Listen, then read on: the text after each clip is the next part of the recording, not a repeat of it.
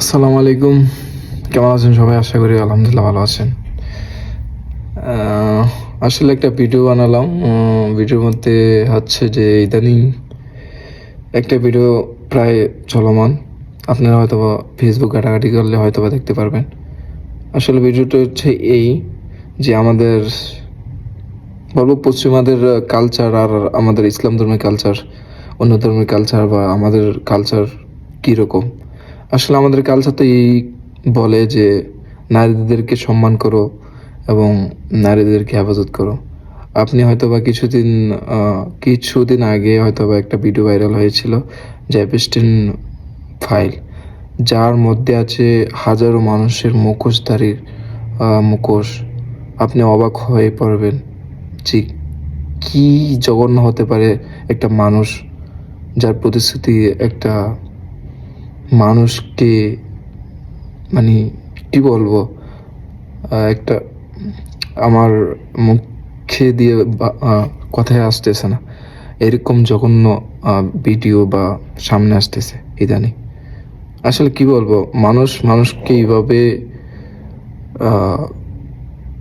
মেরে অথবা কি করতে পারে আপনি কল্পনা করতে পারবেন না। যে জাহিলি যুগের মধ্যে, আমরা তো জাহিলি যুগ দেখিনি, কিন্তু বর্তমান যে অবস্থা, বর্তমান যে প্রেক্ষাপটে পশ্চিমাদের আপনি দেখতে পারবেন তারা নারীদের উপরে কি পরিমাণ অত্যাচার করেছে। অ্যাপস্টাইন দ্বীপ একটা দ্বীপ ছিল, যে দ্বীপের মধ্যে নারীদেরকে রাখা হতো, পাচার করা হতো। ওইখানের মধ্যে মানুষকে মেরে ফেলেও শান্ত হয়নি তারা, ঠিক আছে?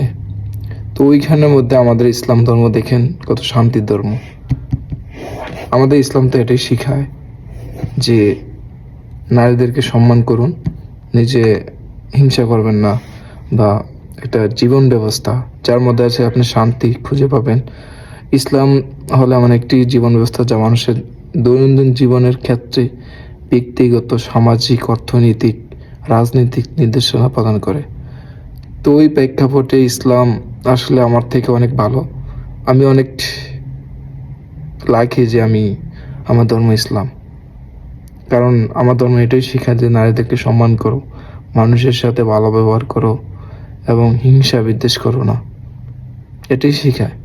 আর আল্লাহ মনোনীত ধর্ম হচ্ছে ইসলাম। আমি অন্য ধর্মকে কিছু বলতে চাই না, বা আমার কোনো ইন্টেনশন নাই।